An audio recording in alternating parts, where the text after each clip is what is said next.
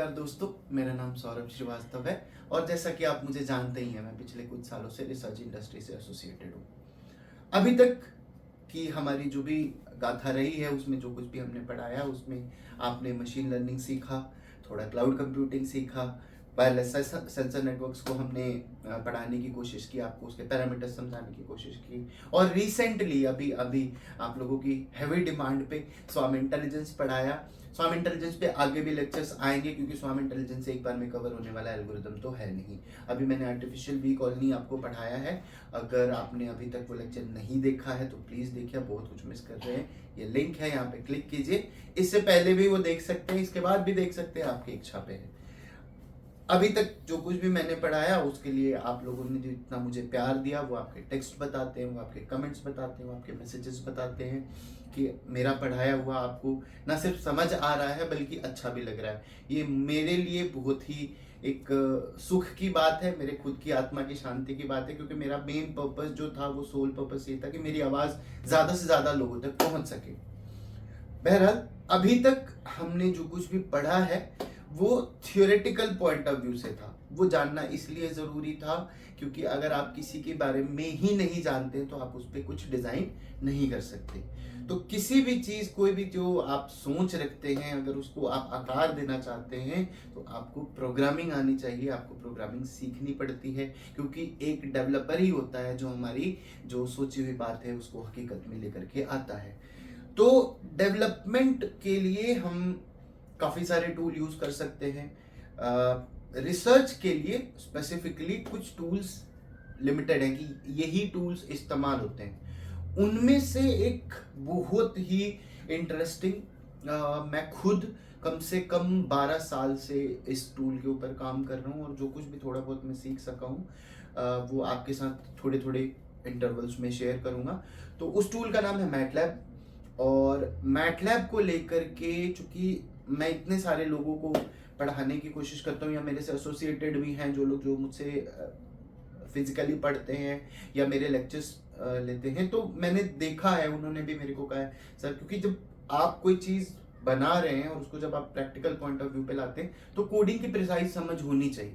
तो कोडिंग में होता कुछ नहीं है। देखो, ये जो नाम है ना, कोड या डेवलपमेंट या एल्गोरिदम, इसको सुन के हम डर जाते हैं। तो इसमें डरने की कोई ज़रूरत नहीं है।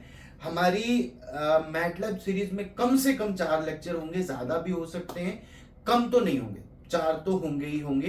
तो इसमें ये जो है ये एक बार में कवर होने वाली चीज़ नहीं है, इसलिए मैंने इसको 4 सब्सिक्वेंट लेक्चर्स में बनाया है। हमारा जो पहला लेक्चर है मैटलैब सीरीज में, इसमें आपको हमारे बेसिक्स पता चल जाएंगे, जैसे मैटलैब क्या होता है, आप कैसे इंस्टॉल कर सकते हो, कैसे आप उसको यूटिलाइज कर सकते हो, उसका कमांड स्पेस क्या है, कमांड विंडो क्या है, वेरिएबल्स कहाँ कहाँ कैसे कैसे सेव होते हैं और वेरिएबल आप कैसे डिक्लेयर करते हो, लूप्स यानी कि बेसिक जो एलिमेंट्स होते हैं किसी भी प्रोग्रामिंग के, फंक्शंस क्या है, कैसे कॉल होगा, लूप कैसे काम करता है, वाइल लूप आप कैसे लगा सकते हो, ये सब कुछ हम पहले लेक्चर में पढ़ेंगे।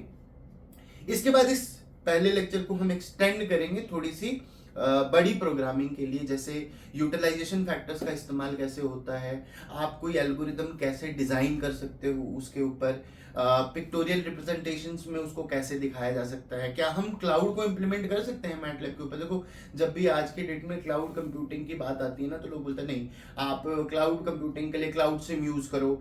हालांकि क्लाउड सिम राजकुमार भूया सर का ही टूल है, उन्होंने ही बनाया, cloudburst.org पे मिल जाएगा, बहुत ही शानदार टूल है। बट फिर भी ऐसा नहीं है कि आप मैटलैब को क्लाउड की तरह इस्तेमाल नहीं कर सकते। देखो, एस्पेक्ट है वो धीरे धीरे धीरे धीरे करके आपको समझ आएगा जब आप थोड़ा बहुत मैटलैब सीख जाएंगे। तो इस लेक्चर को देखिए, फिर इसके बाद अगले लेक्चर्स को देखिए। तो हम कोशिश करेंगे कि 2 लेक्चर आपको इकट्ठे अपलोड करके दें। थोड़ा टाइम ज़रूर लगता है इस चीज़ को बनाने के लिए, क्योंकि इसमें काफ़ी सारी मेहनत लगती है, मुझे सोचना पड़ता है कौन से एग्जाम्पल्स कराऊं कि आपको जल्दी समझ में आए।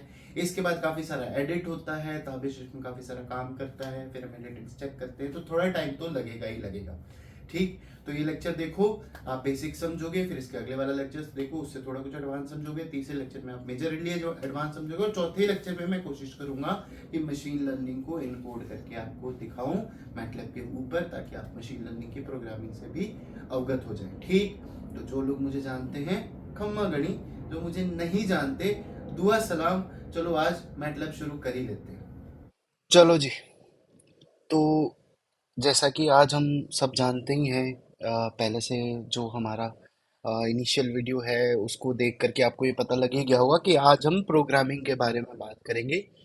क्योंकि ऐसा है कि अगर आप किसी भी चीज़ की कल्पना करते हैं और आप एक डेटा साइंस इंजीनियर बनना चाहते हैं, या आप एक रेगुलर प्रोग्रामिंग दुनिया में भी रहना चाहते हैं, आईटी का पार्ट होना चाहते हैं, तो प्रोग्रामिंग तो आनी ही चाहिए, ठीक है ना। तो प्रोग्रामिंग को लेकर के सबसे पहली चीज़ तो ये है कि इसके इसके प्रति ना जो डर है वो पहले निकालना पड़ेगा कि ये प्रोग्रामिंग बहुत डिफिकल्ट होती है, हम नहीं कर पाएंगे या इस तरह का कुछ भी। क्योंकि देखिए, अगर मैं कर सकता हूँ तो आप भी कर सकते हैं, वर्ल्ड का कोई भी आदमी कर सकता है। इट्स जस्ट कि ठीक है, वो एक सही पाथ पे होना चाहिए, एक सही वे आउट में उसको पढ़ना चाहिए, ठीक है ना। तो आज शुरू करेंगे और हम प्रोग्रामिंग जो है वो मैटलैब के ऊपर अभी कर रहे हैं। देखते हैं पाइथन का सीरीज, अगर हम इतना समय मिल पाया तो पाइथन की सीरीज पे भी काम करेंगे, ठीक है। तो मैटलैब का एक कंप्लीट सीरीज आने वाला है, पहले दो ही लेक्चर्स आएंगे और उसके फिर अगले वीक में फिर दो और फिर उसके अगले वीक में दो, तो ऐसे 8 से 10 लेक्चर्स का ये है। तो देखो, अगर आप मैटलैब के बारे में पहले से कुछ जानते हो तो अच्छी बात है, ठीक है, ये लेक्चर आपको हेल्प करेगा। अगर नहीं जानते हो तो बिल्कुल बेसिक से स्टार्ट करेंगे, ठीक है। मैटलैब के इंस्टॉलेशन के आपको यूट्यूब पे बहुत सारे वीडियोस मिल जाएंगे, एक आधा हम भी लिंक में डाल देंगे, ठीक है। तो आप वहां से इंस्टॉल करना तो सीख ही सकते हो, बहुत आसान है, ठीक। तो जब आप मैटलैब इंस्टॉल कर लोगे तो वो कुछ इस तरह का दिखेगा पहली बार जब आप चलाएंगे। बाय डिफॉल्ट जो है वो ब्लैंक रहता है।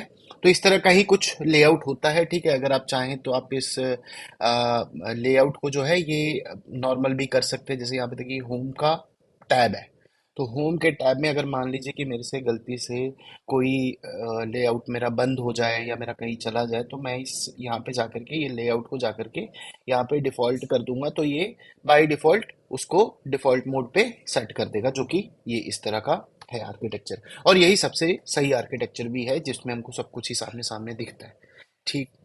तो अगर आप मेरे बाएं साइड पे देख रहे हैं जहाँ मेरा कर्सर मूव हो रहा है, तो यहाँ पे लिखा हुआ है करंट फोल्डर। करंट फोल्डर वो फोल्डर होगा जहाँ पे आप काम कर रहे होंगे। ऑब्वियसली आप कहीं काम करेंगे तो आप एक किसी फोल्डर में काम करेंगे, ठीक है। तो जैसे कि अभी मैं एक फोल्डर सपोज कीजिए बना लेता हूँ, ठीक है। आप लोग अपने सिस्टम पे कहीं ना कहीं कोई काम करेंगे तो उसको रखेंगे स्क्रिप्ट में, जो भी आप उसको डाटा को रखेंगे, ठीक है। तो मैटलब लेक्चर नाम से मैं एक फोल्डर बना लिया मैंने, ठीक है। इसको खोल लेते हैं। अब अगर आप यहाँ देखेंगे ना, तो ये फोल्डर का एक आइकन बना हुआ है, ये मैकबुक है और मैक ऑपरेटिंग सिस्टम है। बट आपके में भी कुछ ऐसा ही दिखेगा, मतलब इससे कुछ बहुत अलग नहीं दिखने वाला है, ठीक है। थोड़ा सा आइकन वगैरह थोड़े से अलग तरह के दिख सकते हैं, बाकी मेजर कोई डिफरेंस नहीं है इसके मैटलैब में और उसके मैटलैब में। बतौर एप्लीकेशन इंस्टॉलेशन का थोड़ा बहुत माइनर डिफरेंस है। तो अब आप यहाँ अगर देखेंगे तो ये आपको वही फोल्डर दिखाएगा जहाँ पे आप हो, यानी कि ये आपको बताता है कि आप इस समय पे किस फोल्डर के अंदर में काम कर रहे हैं, ठीक है। तो मैटलैब जो है इसको मैथमेटिकल कंप्यूटिंग के लिए बनाया गया। बेसिकली स्टार्टिंग स्टार्टिंग में मैथवर्क्स नाम से कंपनी है जो इस पे काम करती है, उनका ग्लोबल प्लेटफॉर्म भी है। आप बतौर डेवलपर भी उनको ज्वाइन कर सकते हैं और काफ़ी सारी अपॉर्चुनिटीज़ आपको वो देते हैं इस चीज़ के बारे में कि आप इस पे काम कर सकें, ठीक है। ओपन सोर्स नहीं है ये, पहली बात तो ये है। ओपन सोर्स वो होता है जो मुफ्त में उपलब्ध हो, ठीक है। इसका लाइसेंस आपको कॉलेज के थ्रू आपको स्टूडेंट लाइसेंस मिल जाता है, ठीक। तो देखिए मैटलैब में क्या है, जैसे कोई भी प्रोग्रामिंग लैंग्वेज होगी तो आप उसमें अपनी जो कोड फाइल लिखते हैं जिसके अंदर आप सारा कोड करते हैं, तो इसमें उस अगर आप सिंगल कोड फाइल पे बात कर रहे हैं तो इसमें उसको स्क्रिप्ट बोलते हैं, ठीक है। स्क्रिप्ट कैसे बनाते हैं अभी हमको पता चल जाएगा। तो एक स्क्रिप्ट के अंदर आप अपना सारा कोड लिखते हैं। जीयूआई का भी एक अलग से सेशन है, उसमें एक अलग से लेक्चर है जीयूआई के ऊपर कि हम जीयूआई में कैसे काम करते हैं या ग्राफिकल यूजर इंटरफेस कैसे डिजाइन होता है, वो थर्ड लेक्चर होगा इसका, ठीक है। तो स्क्रिप्ट अगर बनाना है और आपके पास पहले से स्क्रिप्ट नहीं है, आप पहली बार बना रहे हैं, तो ये जो आपका करंट फोल्डर है यहाँ पे आप राइट क्लिक कीजिए और यहाँ पे ये देखिए न्यू फाइल का ऑप्शन है। मैं फिर से दिखा देता हूँ। इस करंट फोल्डर के किसी भी खाली जगह पे आप ऐसे राइट क्लिक करेंगे तो आपको न्यू फाइल का ऑप्शन मिलेगा। न्यू फाइल में देखिए यहाँ पे स्क्रिप्ट का ऑप्शन है। इसके अलावा भी इसमें बहुत सारे ऑप्शन है, जैसे लाइव स्क्रिप्ट क्या होती है, फंक्शन क्या है, लाइव फंक्शन क्या है, example, class, model, zip file. आप एक जिप फाइल भी नहीं तैयार कर सकते हो, उसमें कंटेंट बाद में ऐड कर सकते हैं, ठीक है। तो जिसकी जहाँ जहाँ जरूरत पड़ते जाएगी वैसे वैसे मैं इन जो ये दिए हुए हैं आपको सिस्टम्स के आप ऐसा बना सकते हैं उनको बताऊंगा। अभी फिलहाल हम स्क्रिप्ट फाइल से शुरू करते हैं, ठीक है। तो स्क्रिप्ट फाइल जो आप बनाएंगे ना वो अनटाइटल्ड डॉट एम के नाम से बनेगी। मैटलैब में जितनी फाइलें होंगी वो आपकी डॉट एम के नाम से सेव होती हैं। जो एग्जीक्यूशन वाली फाइल होगी, कोई भी एग्जीक्यूटेबल फाइल होगी तो वो डॉट एम एक्सटेंशन से होगी, ठीक है। और बाय डिफॉल्ट इसमें एक्सटेंशन लिख के आता है। तो आप इसका नाम चेंज कर सकते हैं। दो नाम लिखने में, किसी स्क्रिप्ट का नाम करने में दो शर्तें हैं। पहली बात तो यह है कि कोई भी स्पेस नहीं होना चाहिए, ठीक है। आप अंडरस्कोर डाल सकते हैं बट स्पेस नहीं डाल सकते। और फोल्डर का नाम और फाइल का नाम सेम नहीं रखना चाहिए, जो मुझे लगता है, ठीक है। तो कोड फर्स्ट, या इसको हम कोड बेसिक्स नाम दे देते हैं, ठीक है, 1, ठीक। अब इसमें अगर आप मेरे को देखेंगे तो यहाँ पे मेरे पास कोई भी स्पेस नहीं है, कोड बेसिक्स मैंने इकट्ठा लिखा है और साथ में 1 भी इकट्ठा लिखा है। तो इसको डबल क्लिक करते हैं। जैसे ही आप इसको डबल क्लिक करेंगे ना, ये देखिए यहाँ पे कोड बेसिक्स 1.m के नाम से यहाँ पे ये खुल गया, ठीक है। ये आपकी स्क्रिप्ट फाइल है, आप यहाँ पे जो चाहे सो लिखिए। अगर वो एग्जीक्यूटेबल होगा तो वो एग्जीक्यूट हो जाएगा, उसको कैसे करना है वो भी अभी समझा देते हैं, ठीक। ये जो आप सेक्शन देख रहे हैं इसको बोलते हैं वर्क स्पेस। वर्क स्पेस का मतलब क्या होता है, देखिए जो भी आप काम करेंगे उसमें ऑब्वियसली आप वेरिएबल्स यूज करेंगे। अब जिन लोगों को वेरिएबल्स के बारे में भी जानकारी नहीं है, तो वेरिएबल एक ऐसी चीज है जिसकी वैल्यू वेरी कर सकती है। ये अगर सिंपल सिंपल इसको परिभाषित किया जाए तो वेरिएबल एक ऐसा एलिमेंट हुआ कोड के अंदर में जिसकी वैल्यू आप चेंज कर सकते हैं। जैसे अगर मैं एक वेरिएबल लेता हूं ए, ठीक है। तो ये यहाँ पे ये कमांड विंडो है, पहली बात ये है, इसको भी समझा देता हूँ वर्क स्पेस को। तो कमांड विंडो में आप सिंगल सिंगल कोई कमांड अगर एग्जीक्यूट करके देखना चाहते हो तो यहाँ पे आप चेक कर सकते हैं। जैसे कई बार हमें कोड करने के दौरान चेक करना पड़ता है कि ये कमांड मुझे क्या आउटपुट दे रहा है, तो वो मैं कमांड विंडो में ट्राई कर सकता हूँ। उसका एग्जीक्यूटेबल फाइल पे कोई भी असर नहीं होगा। हाँ, इससे इसके द्वारा बना हुआ वेरिएबल जरूर मेरे वर्क स्पेस में आ जाएगा। तो जैसे मान लीजिए कि मैं एक ए नाम का वेरिएबल लेता हूँ, ठीक। अब पाइथन की तरह ही इसमें आपको वेरिएबल का टाइप डिक्लेयर करने की जरूरत नहीं होती है। आप अनटाइप्ड डेटा पे काम कर सकते हैं। तो अगर मैं a इक्वल्स टू 10 लिखूं तो ये मैटलैब का जो कंपाइलर है, कंपाइलर वो होता है जो आपके प्रोग्राम को इसके एग्जीक्यूशन यूनिट तक, जो इस उसकी समझ है उस तक लेकर के जाए, उस फॉर्म में लेकर के जाए, और फिर वहां से जो आउटपुट आ रहा है वो आपको उस फॉर्म में दिखाए जिस फॉर्म में आप दुनिया को दिखाना चाहते हैं या अपने लिए इस्तेमाल करना चाहते हैं, ठीक है। तो इसका कंपाइलर इसको ऑटोमेटिकली एक इंटीजर ही लेगा। मुझे इसको अलग से समझाने की जरूरत नहीं है कि भाई तुम इसको इंटीजर लेना है, ये एक इंटीजर वेरिएबल है या आप इंटीजर वेरिएबल के अंदर में ऐसा कुछ डालो, ठीक है। तो देखिए मैंने वहां पे लिखा a इक्वल्स टू 10। तो देखिए ए की वैल्यू यहाँ पे वर्क स्पेस के अंदर में मेरे को 10 यहाँ पे दिख रही है। यानी कि वर्क स्पेस क्या हो गया कि ये वो जगह हो गई जहां पे मेरे वर्किंग वेरिएबल्स दिखते हैं। आपके स्क्रिप्ट फाइल भी जब एग्जीक्यूट होगी तो उसमें भी वेरिएबल्स होंगे, तो हर वेरिएबल की क्या वैल्यू है हम यहाँ से देख सकते हैं, ठीक है। मेरे साथ जितने लोग एसोसिएटेड हैं, जो मुझे जानते हैं या जब मेरे से पढ़ते हैं और जब हम उस पे मैटलैब में काम करते हैं, तो वो कई बार ये क्वेश्चन पूछते हैं कि सर इस वेरिएबल को कैसे पता चला कि ये वेरिएबल कौन सा है या इसकी वैल्यू कितनी है। तो उसके लिए मैंने ये बड़ा सिंपल सा आपको बता दिया कि जो भी वेरिएबल होगा एग्जीक्यूटेबल, वो जिसके अंदर आप कोई भी वैल्यू डालेंगे या बतौर सिर्फ आप ए लिख के भी छोड़ दें तो वो यहाँ पे आएगा। उसको आप यहाँ से चेक कर सकते हैं, ठीक। तो ए की वैल्यू देखिए यहाँ पे 10 आ गई, ठीक है। अब अगर इसमें देखिए एक और कमाल है, अगर मैं अब इसके अंदर में एक स्ट्रिंग डाल दूं रादर देन कि, अभी देखो ना उसके अंदर इंटीजर है, तो ये ना उसको डुप्लीकेट कर देगा। कहने का मतलब ये रिप्लेस कर देता है। यानी कि अब ये क्या ले लेगा, आप देखोगे आप तो उसके अंदर में स्ट्रिंग वैल्यू चलेगी अपने आप, फिर अगले इंस्टांस पे मैं इसकी वैल्यू चेंज कर सकता हूँ, ठीक है। तो ए की वैल्यू 20, वहां देखो अपडेटेड मुझे 20 दिख रहा है, ठीक। अब एक छोटा सा कमांड है जिसको हर जगह पे इस्तेमाल किया जाता है मैटलैब के अंदर में। अब देखो ये क्या है, ये मैं जितने भी कमांड्स यहाँ पे देते जाऊंगा ना इनकी लिस्ट बनते जाएगी। जैसे b इक्वल्स टू 30 दे दिया मैंने, c equals to hello Saurabh दे देते हैं। ठीक है,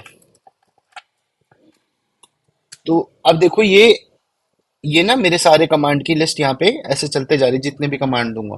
तो ये क्या होता है, ये थोड़ी देर देखने के बाद ना हमें थोड़ा सा क्लीन रखने की आदत है, क्लियर रखते हैं इसको। तो एक CLC नाम से कमांड आता है, इसको याद कर लीजिए या ध्यान में रख लीजिए। बहुत छोटा सा है, इतना तो मतलब प्रैक्टिस करते रहोगे तो थोड़ा सा हो जाएगा दोस्त। देखो बिना प्रैक्टिस के कुछ नहीं होता। लोग मुझसे पूछते हैं कि हम कितने दिन में सीख जाएंगे, कितनी क्लासेस लगेंगी कि हमको मैटलैब आ जाए, या सर आप कुछ इस तरह का बताएं। तो देखो इसमें ना पूरी जिंदगी भी बिता दोगे तो भी बहुत कम है।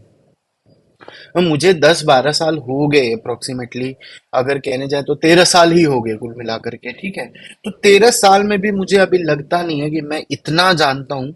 ठीक है, जो मुझे जानते हैं उनको लगता है कि सर काफी जानते। लोग मुझसे पूछते हैं आप इतनी सारी प्रोग्रामिंग कैसे कर लेते हो। तो प्रोग्रामिंग ना एक नशा है भाई, मतलब इसको तो आपको नशे की तरह ही देखना पड़ेगा, और नशे की तरह ही आदत लगानी पड़ेगी। बिल्कुल इसका ख्याल रखना पड़ता है, आपको रेगुलर प्रैक्टिस करनी पड़ेगी। तो जब आप प्रैक्टिस करते रहोगे तो धीरे धीरे डिफिकल्ट चीजें जो हैं वो बड़ी सरल हो जाती हैं, और नई डिफिकल्ट चीजों को एक्सप्लोर करने का आपको मौका मिलेगा। देखो जब आप एक लेवल तक नहीं पहुंचते ना, तो आप उससे अपर लेवल की बात कर ही नहीं सकते। जैसे आज मैं चाहूँ आपको 10 मिनट में न्यूरल नेटवर्क का प्रोग्राम लिख के दिखा सकता हूँ, लेकिन अभी आपके लिए न्यूरल नेटवर्क का कोई महत्व नहीं है बतौर प्रोग्रामिंग के, क्योंकि आपको अभी बेसिक्स नहीं मालूम है। तो अभी हम सिर्फ बेसिक्स पे स्टिक करेंगे। ठीक है, तो CLC जब मैंने लिखा ना, तो देखा आपने कि यहाँ पे ये अब मेरी विंडो खाली होगी, मैं स्क्रॉल कर रहा हूँ तो ये ऊपर नीचे नहीं जा रही है। ठीक, तो चलो हम अपनी स्क्रिप्ट में, कोई भी स्क्रिप्ट आप लिखना शुरू करो तो पहले CLC लिख दो।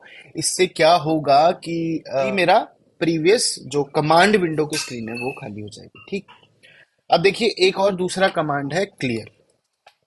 ठीक है, क्लियर कहने का मतलब होता है कि वेरिएबल का रेफरेंस आप खाली कीजिए। ठीक है, यानी वेरिएबल में जो जितनी भी इस एग्जीक्यूशन से पहले वेरिएबल के अंदर जो भी वैल्यू रही हो, मुझे वे वर्क स्पेस में नहीं चाहिए। देखिए वर्क स्पेस ही मैटलैब के लिए सूत्रधार है। कोई भी चीज होगी तो उसको अपने वर्क स्पेस से समझ में आएगी। जब भी आप किसी वेरिएबल को कॉल करेंगे तो वो यही देखेगा कि मेरे वर्क स्पेस में है कि नहीं है। तो अगर है तो वो उसको एग्जीक्यूट करा देगा, नहीं तो उसको नहीं एग्जीक्यूट कराएगा। तो भाई सवाल ये कि इसको क्लियर क्यों करना है। देखिए अब हर बार प्रोग्राम करेंगे तो नए सिरे से प्रोग्राम करेंगे, नई नई चीजों के लिए प्रोग्राम करेंगे, तो हमें प्रीवियस वेरिएबल्स थोड़ी चाहिए। हो सकता है उसमें पहले से भी काम कर रहे हो। ठीक है, तो क्लियर और ऑल अगर आप लिख देंगे तो ये सारे वेरिएबल्स क्लियर हो जाएंगे। जैसे अगर इसमें आप सिंगल एक किसी वेरिएबल का नाम लिखेंगे तो एक पर्टिकुलर वेरिएबल ही वर्क स्पेस से जाएगा। जैसे जैसे अगर अभी आप अभी के सिचुएशन में देखो तो मेरे लेफ्ट हैंड साइड में ABC तीनों थे। ठीक है, जैसे अभी C है, B है, तो मैं लिखता हूँ क्लियर C। ठीक है, तो अगर आप देखेंगे उधर तो मेरा सी वहां से डिलीट हो गया। ठीक, लेकिन अगर यहाँ पे मान लीजिए आपको सारा कुछ ही इकट्ठे डिलीट करना था। ठीक है, ठीक, तो मैं लिखूंगा क्लियर ऑल, और ये सारा वहां से खाली कर देगा। अगर आप देखेंगे तो वहां से सारा खाली हो गया। तो इसलिए दो कमांड हो गए। ठीक है, एक हो गया तुम्हारा CLC और दूसरा हो गया तुम्हारा क्लियर ऑल। एक और कमांड है, उसकी अभी आवश्यकता नहीं है। जैसे वो कमांड है क्लोज ऑल। जैसे कि सपोज कीजिए कि आपके पास ना दो फिगर हैं। अगर आप देखेंगे तो मैंने फिगर नाम की कमांड दी और मेरे पास दो ब्लैंक फिगर्स आ गए। ठीक है, तो क्या हो कि जब आपका कोड खत्म हो तो हो सकता है कई बार 50 फिगर हो, तो आप मैनुअली थोड़ी क्लोज करोगे उनको। तो क्लोज ऑल, तो मेरे वो दोनों फिगर क्लोज हो जाएंगे। तो CLC clear all and close all. ठीक, अब देखो मैंने ये तो बता ही दिया कि एक सिंगल वेरिएबल आप कैसे डिक्लेयर कर सकते हो या कैसे यूज कर सकते हो। तो अगर सपोज कीजिए A की वैल्यू 10 ले लेते हैं, B की वैल्यू 20 ले लेते हैं, and C is equal to A+B। Simple arithmetic operation, कुछ भी इसमें फैंटेसी नहीं है। ठीक है, और आप प्रिंट करा लो। ठीक है,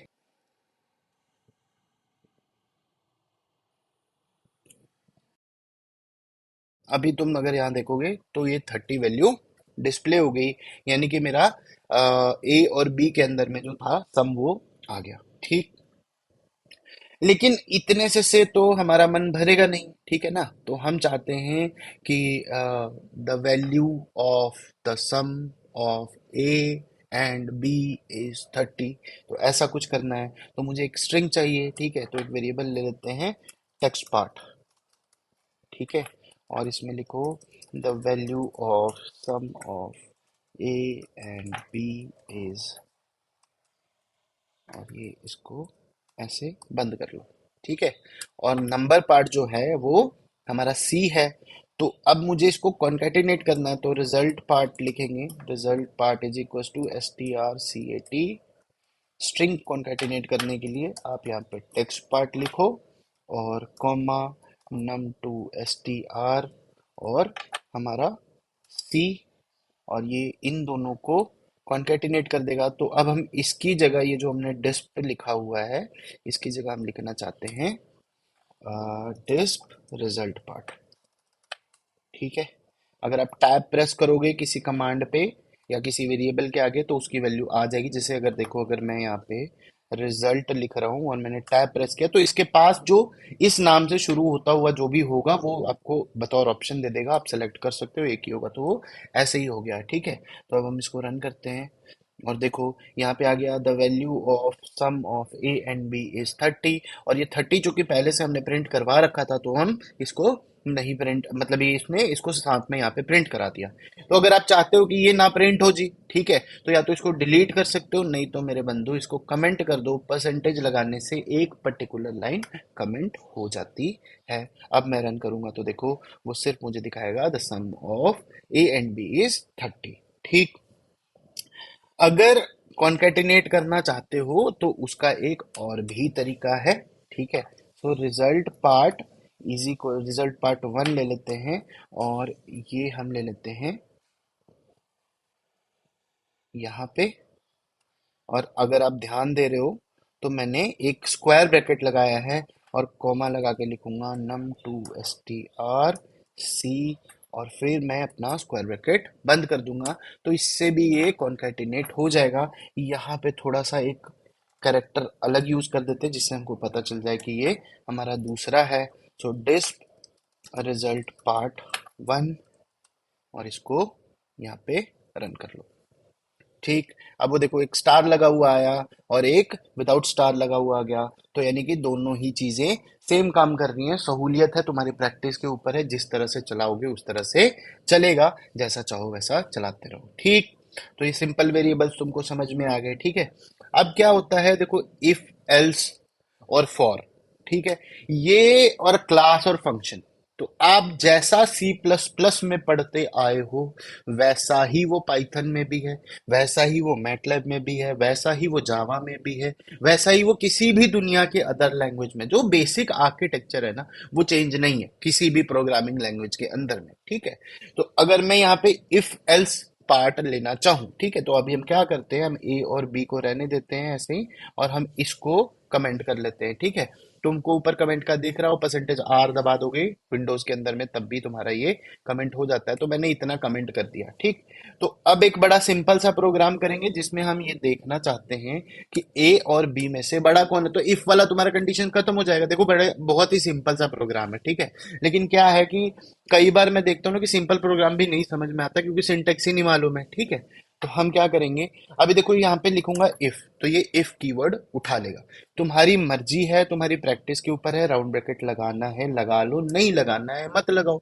कई बार क्या होता है कि तुम जो सिंटेक्स देखोगे वो देखोगे इफ, ठीक है, और यहाँ पे ये तुम्हारी कंडीशन है, ठीक है, कि तुम क्या कंडीशन है, फिर ये करली ब्रेस लगा होता है और इफ की स्टेटमेंट्स है। चाहो तो तुम सिर्फ इफ भी लगा सकते हो या इफ के साथ तुम एल्स भी लगा सकते हो। एल्स लगाया, एल्स की स्टेटमेंट है और ये बंद हो गया, ठीक है। यही बेसिक सिंटेक्स है इफ एल्स का, ठीक है। अब नेस्टेड इफ एल्स जिसको तुम बोलते हो कि if else if else if else का लूप है, बहुत बेसिक है वैसे तो इफ कंडीशन, ठीक है, फिर एल्स इफ, फिर यहाँ पे कंडीशन, ठीक है, फिर ये चलते गया लास्ट में तुम एल्स लगा लो। ये बहुत बेसिक सा हमारा नियम है।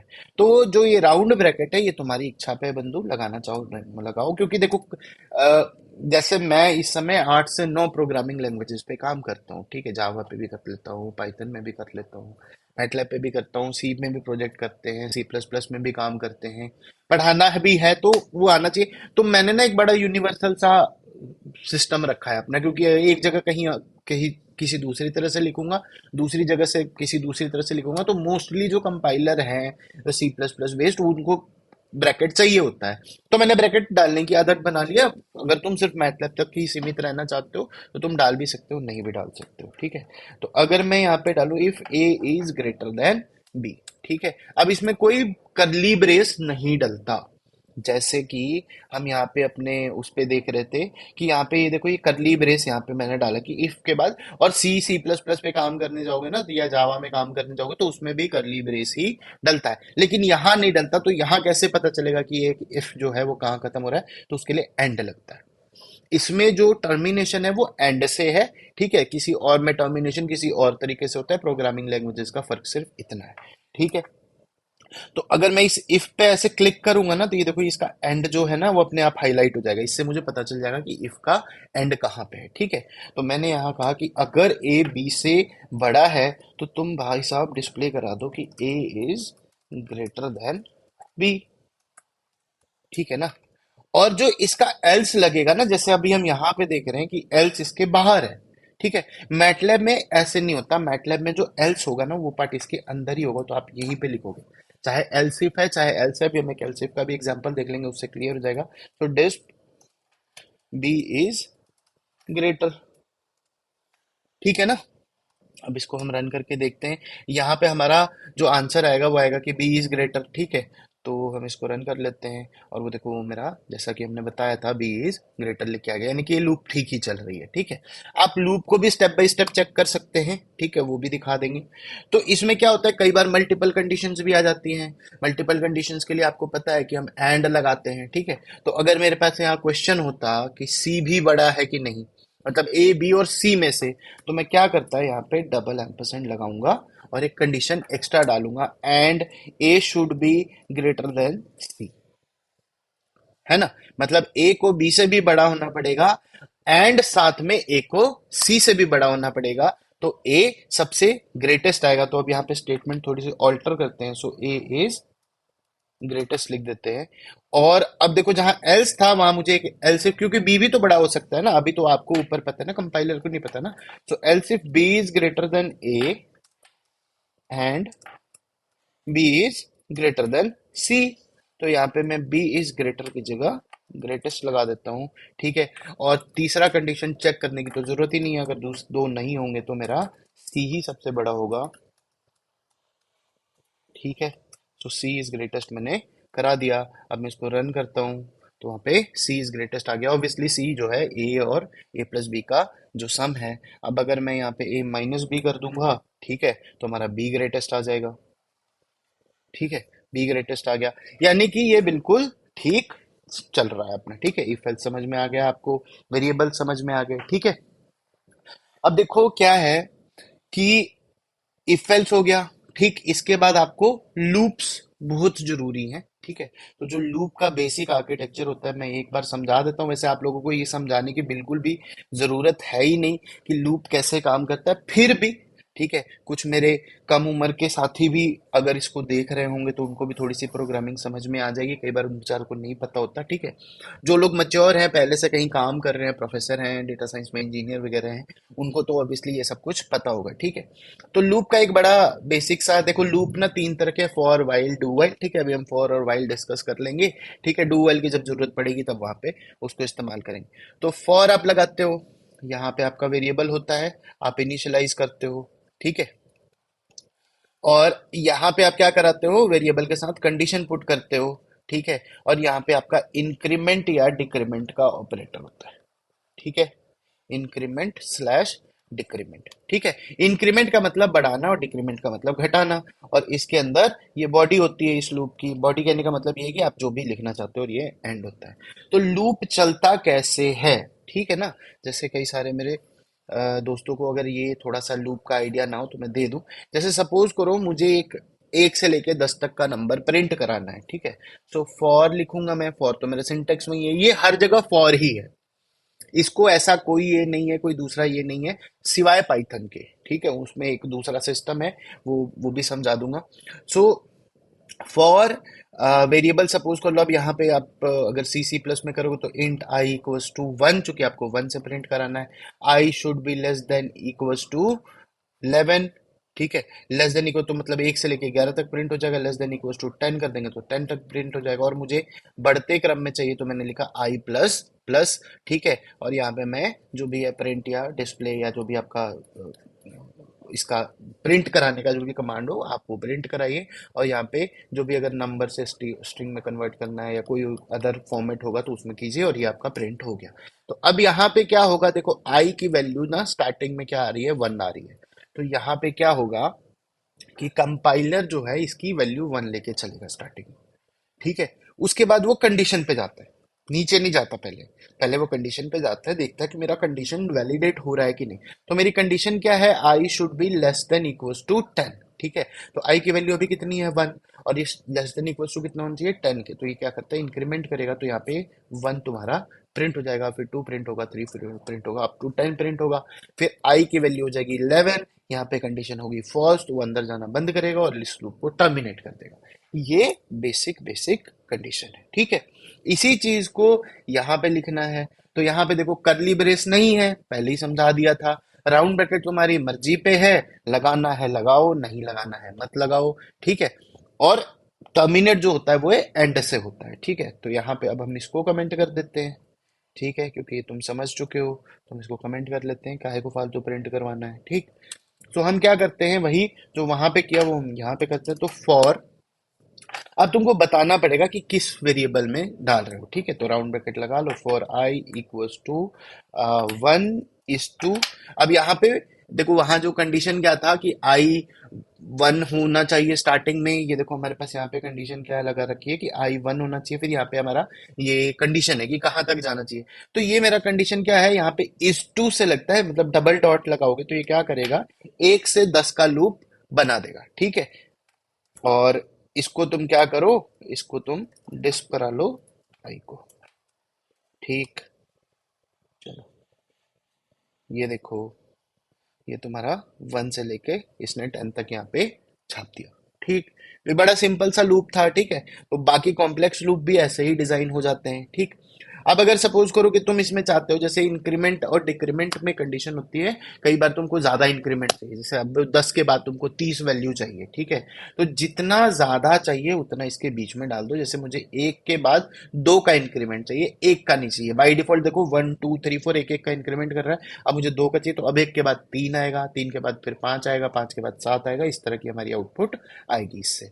ठीक है, अभी देखो जैसा मैंने बताया था, 1 आया, फिर 3 आया, फिर 5 आया, फिर 7 आया, फिर 9 आया। ठीक, तो जब मेरे बंधु आप मैटलैब पे काम करोगे तो आप किसी सिंगल वेरिएबल पे तो काम करोगे नहीं, आपको चाहिए मल्टीपल वेरिएबल। हम तो प्रोग्रामर है ना। ठीक है ना, देखो प्रोग्रामिंग से ना बिल्कुल भी घबराना नहीं चाहिए। पहली बात तो ये, प्रोग्रामिंग को अगर मैं कहने जाऊं ना, तो ये इस इन सब चीज की शुरुआत जो है वो इंडिया से ही हुई है, ये मेरा बहुत अटूट विश्वास है। ठीक, कारण ये है कि देखो अभी रिसेंटली कुछ इस तरह की बात हुई कि आप बहुत सारे लोगों ने ये सुना भी होगा कि इस तरह की एक माइथोलॉजिकल कह लो या इसको हाइपोथेटिकल कह लो, या जिस तरह से साइंटिस्ट का दिमाग कह लो, कि कुछ एक ग्रुप है वो ऐसा कंसिडर कर रहा है कि हम एक मैट्रिक्स में हैं।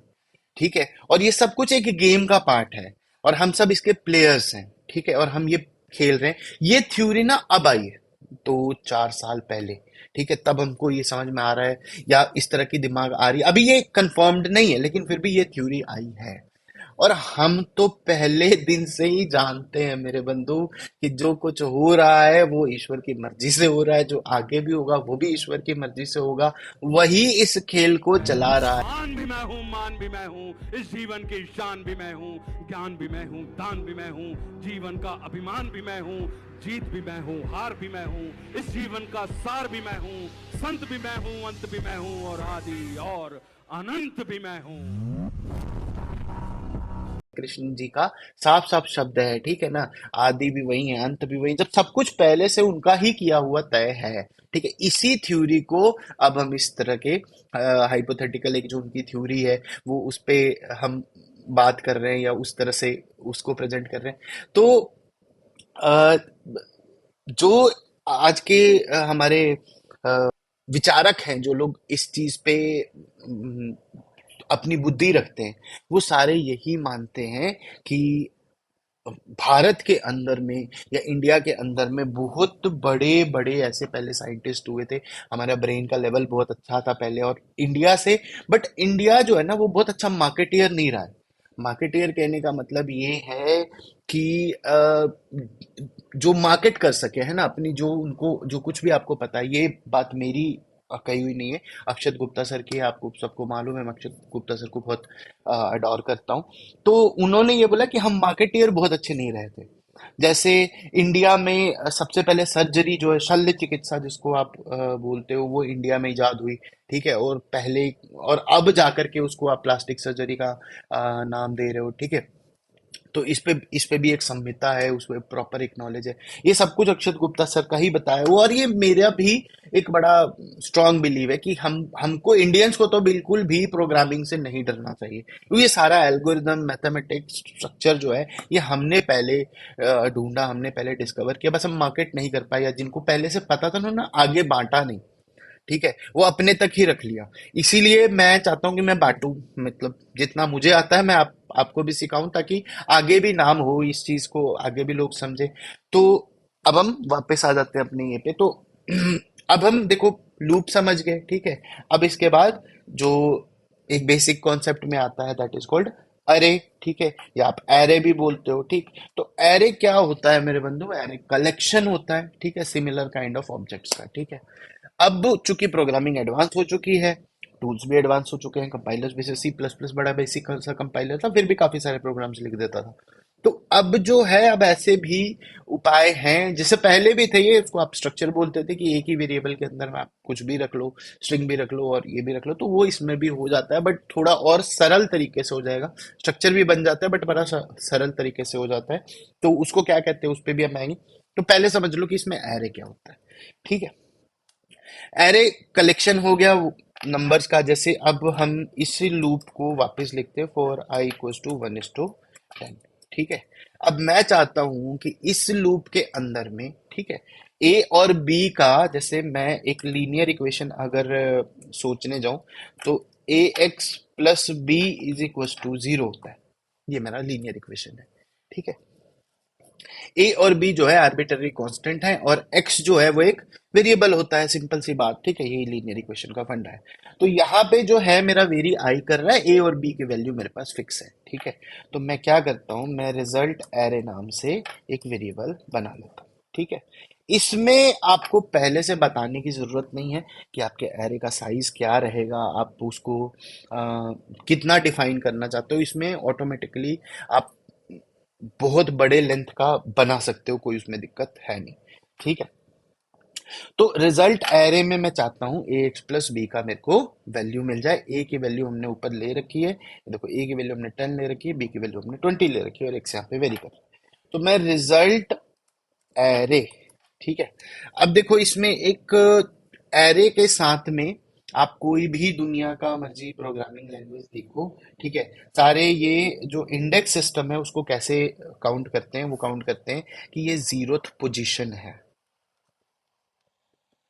ठीक है, फिर फर्स्ट पोजीशन है। तो ए अगर मेरा कोई एरे है तो ए ऑफ 0 में पहली वैल्यू होगी, ए ऑफ 1 में दूसरी वैल्यू होगी, ठीक है। ये हर जगह पे वैलिड है, बट मैटलैब के अंदर में भी यही वैलिड है, लेकिन इसमें यह है कि उसमें 0th इंडेक्स बोल के कुछ नहीं है।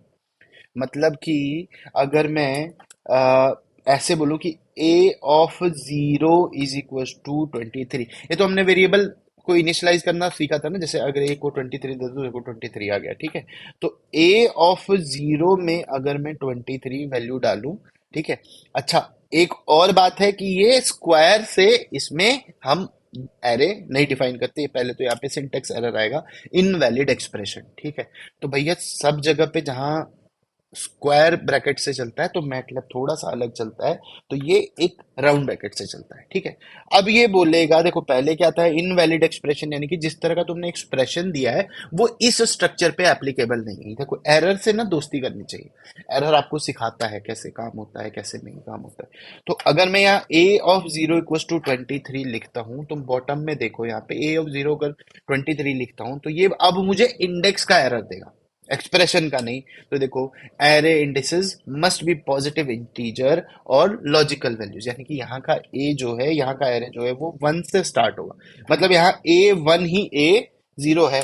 तो अब देखो ये वैल्यू आ गई। ठीक, अगर ए के सेकंड पोजीशन पे मैं 30 डालना चाहूँ तो ये मेरा, देखो अभी यहाँ पे ये दो वेरिएबल आ गए इसके अंदर में, 20 दो वैल्यूज आ गई 23 एंड 30। इस तरह से एनॉनमस नंबर ऑफ लेंथ तक आप इसको बढ़ा सकते हो। तो अभी हम तो खैर 10 तक लेके जा रहे हैं। तो आई इज इक्वल टू, अब ए एक्स प्लस बी वाला इक्वेशन लेना है। तो ए मेरे पास है ए इंटू एक्स, एक्स हम यहाँ पे आई को कह रहे हैं, प्लस बी।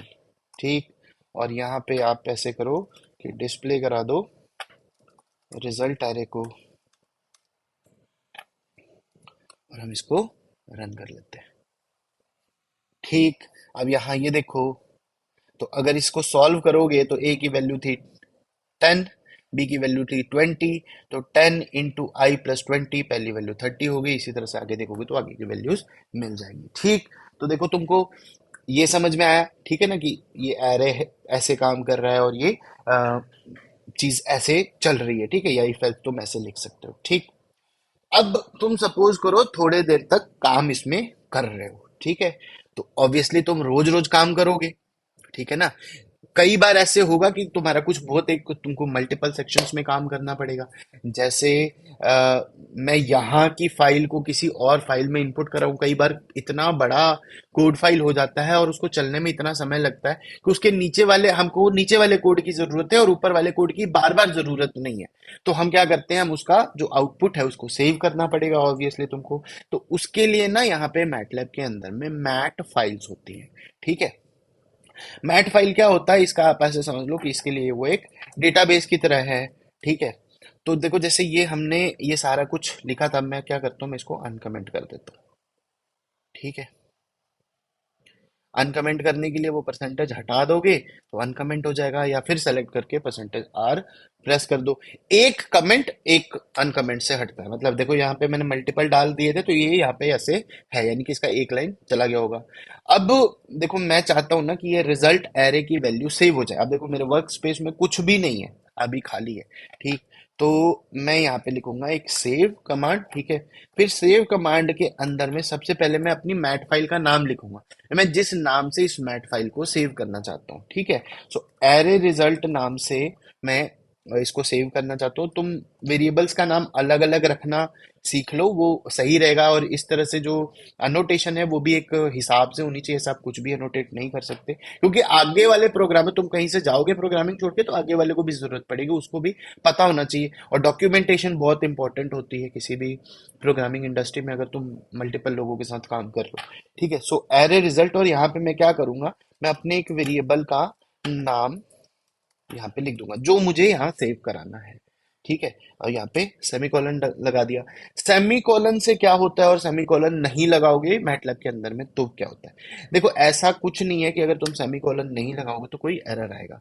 जैसे यहाँ पे मैं बी की वैल्यू पे सेमीकोलन नहीं लगाता, मैं अभी के लिए बाकी सारी वैल्यूज को कमेंट कर देता हूँ, ये हम कमेंट कर देते हैं। ठीक है, हम सिर्फ सेमीकोलन को समझ लेते हैं। तो देखो अब मैंने यहाँ पे ए के साथ सेमीकोलन लगाया, बी के साथ सेमीकोलन नहीं लगाया, और नीचे अपने पास बाकी कोई प्रोग्राम नहीं है, ये तो खाली है अपने आप। ऊपर भी हमने लिखा हुआ है तो ये खाली हो जाएगा, इधर भी कुछ नहीं इधर भी कुछ नहीं। तो अब ये किसका कंपाइलर क्या समझता है कि जो वैल्यू के आगे, जो वेरिएबल के आगे तुमने सेमीकोलन नहीं लगाया ना, वो तुम देखना चाहते हो अपने रिजल्ट स्पेस में या वो कमांड स्पेस में, तो ये उसको प्रिंट करवा देगा।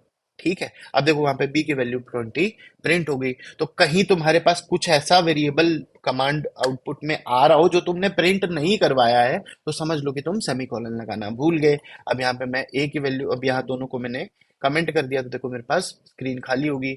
ए की वैल्यू को यहाँ पे ये सेमीकोलन हटा दो तो ये ए की वैल्यू को वहां पे छाप देगा। ठीक, समझ गए, बड़ा बेसिक सा फंडा था। ठीक है, तो अब हम थे हमारे इस पार्ट पे कि भाई इसका क्या करना है, तो इसको हम वापस से अनकमेंट कर लेते हैं। ठीक है, अब अगर तुम देखोगे मैंने क्या किया, लास्ट में एक एरे रिजल्ट नाम से वेरिएबल सेव करवाया, और इसमें रिजल्ट एरे ये वाला जो मेरा वेरिएबल था इसको इसमें डाला कि इसको सेव करो। अब मैं इसको रन करता हूं। अब अगर तुम देखोगे यहाँ पे एक फाइल बन गई एरे रिजल्ट करके, और इसके अंदर में क्या है वो भी देख लेते हैं। अगर तुम कहोगी सर ये पहले से था, तो हम ऐसा करते हैं, हम इसको डिलीट कर देते हैं, ठीक है। इसको ऐसे डिलीट कर देते हैं और ये यहाँ पे से चला गया। आप ध्यान से देखो इधर, मैं वापस से रन करता हूँ और ये वापस से मेरी एक मैट फाइल यहाँ पे बन जाएगी, देखो एरे रिजल्ट नाम से, ठीक है। तो एरे रिजल्ट के अंदर में ये रिजल्ट पार्ट होगा। अभी तो तुम देख रहे हो कि हमको यहाँ पे रिजल्ट एरे नाम का वेरिएबल है। तो अगर ये मैट फाइल का क्या फायदा है, देखो अगर तुम अपने सारे, जैसे तुम्हारी मैटलैब बंद हो गई, ठीक है, तो ये सारे वेरिएबल ना फिर क्लियर हो जाते हैं। अब मैंने क्या किया, क्लियर ऑल लिख दिया, तो देखो मेरे सारे वेरिएबल्स क्लियर हो गए। लेकिन जब मैं इस मैट फाइल पे डबल क्लिक करूंगा ना, तो ये देखो, ये मेरे पास ये एक वाला वेरिएबल जो मैंने इसमें सेव करवाया था, इसकी वैल्यू है। इस पे डबल क्लिक करोगे, ठीक है, ये तुमको इसकी सारी वैल्यूज दिखा देगा। यही वैल्यू हमने उधर प्रिंट करवाई थी, ठीक। तो ऐसे मैट फाइल को हम सेव कर सकते हैं चाहो। देखो अगर कोई स्पेसिफिक जैसे हो सकता है कि तुम्हारे प्रोग्राम के अंदर में 500 से ज्यादा वेरिएबल्स हो, ठीक है, तो तुम सब नहीं सेव कराना चाहते, तो तुम स्पेसिफिकली फिर नाम याद रखो या कहीं अनोटेट कर लो, ठीक है। लेकिन अगर ये है कि मैं सारे वेरिएबल सेव कराना चाहूँ, सेव, तो मैं क्या करूंगा, मैं ऑल रिजल्ट्स नाम का एक मैट फाइल, सिर्फ मैंने लिखा सेव ऑल रिजल्ट्स। अब ये क्या करेगा, अपने आप ऑल रिजल्ट्स नाम का एक मैट फाइल बनाएगा और उसमें इसमें जितने वेरिएबल था, जो जितने वेरिएबल कौन कौन से थे, हमने ए दिया, हमने बी दिया, हमने सी को कंप्यूट किया, ठीक है, टेक्स्ट पार्ट लिखा, रिजल्ट पार्ट लिखा, ठीक है, रिजल्ट मतलब जितने वेरिएबल है ये उसके अंदर आ जाएंगे। अब हम इसको रन करते हैं और ये देखो, ये मेरे पास अब दो मैट फाइल बन रही है, एक ऑल रिजल्ट नाम से और एक एरे रिजल्ट नाम से। हम अब वापस से वर्क स्पेस को क्लियर कर देते हैं, ठीक है, ठीक। अब अगर तुम इस एरे रिजल्ट को देखोगे, तो इसमें सिर्फ ये रिजल्ट एरे है जिसके अंदर वो वैल्यू है। वापस से क्लियर करते हैं और अगर तुम इस ऑल रिजल्ट नाम के मैट फाइल को देखोगे, तो इसमें वो सारे वेरिएबल्स हैं जो हमने वहां पे इस्तेमाल किए थे बतौर वेरिएबल, ठीक। तो इसके बाद जो सेकंड लेक्चर है, उसमें हम पढ़ेंगे फंक्शन क्या है, फंक्शन की कॉलिंग कैसे होती है, और फंक्शन को कॉल करके हम एक छोटा सा प्रोग्राम बनाएंगे, ठीक है। थोड़ा सा ग्राफिकल रिप्रेजेंटेशन दिखाएंगे, ग्राफिकल कैसे हो सकती है, ठीक। तो अगला लेक्चर देखो, फंक्शंस तक समझ जाओगे, ठीक। Thank you.